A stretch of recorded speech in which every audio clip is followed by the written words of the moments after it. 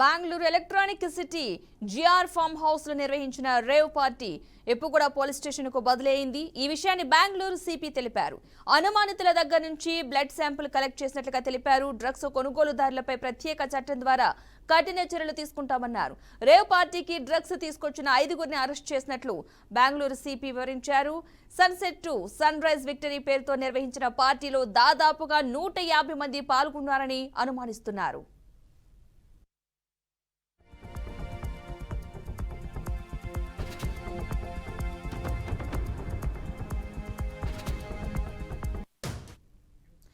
Drugs peddler పైనే కఠిన చర్యలు ఉంటాయని చాలా మంది సెల్ ఫోన్లను సీజ్ చేసినట్లు బెంగళూరు సిపి తెలిపారు.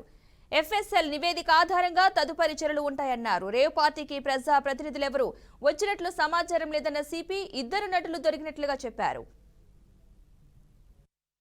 ಸುಮಾರು 100 ಅಥವಾ 100ಕ್ಕೂ ಹೆಚ್ಚು ಜನರು ಒಂದು ಇವೆಂಟ್ನಲ್ಲಿ ರೇವ್ ಪಾರ್ಟಿಯಲ್ಲಿ ಭಾಗವಹಿಸಿದ್ದು ಕಂಡುಬಂದು ಕೂಲಂಕುಷ ತನಿಖೆಯನ್ನು ಕೈಗೊಂಡ ಆಧಾರದ ಮೇಲೆ ಕೆಲವೊಂದು ಮಾದಕ ವಸ್ತುಗಳು ಅಲ್ಲಿ ಪತ್ತೆಯಾಗಿದ್ದಾವೆ.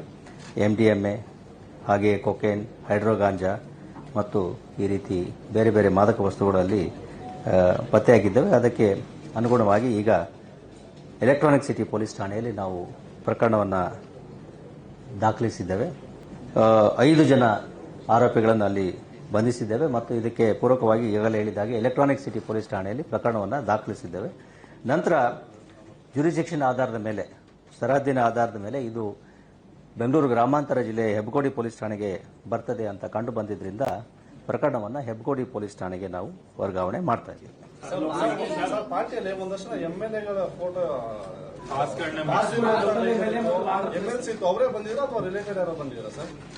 ಯಾರು ಬಂದಿದ್ರು ಒಟ್ಟು 101 ಜನ. ಎಷ್ಟು ಜನ ಇದ್ರಪ್ಪ?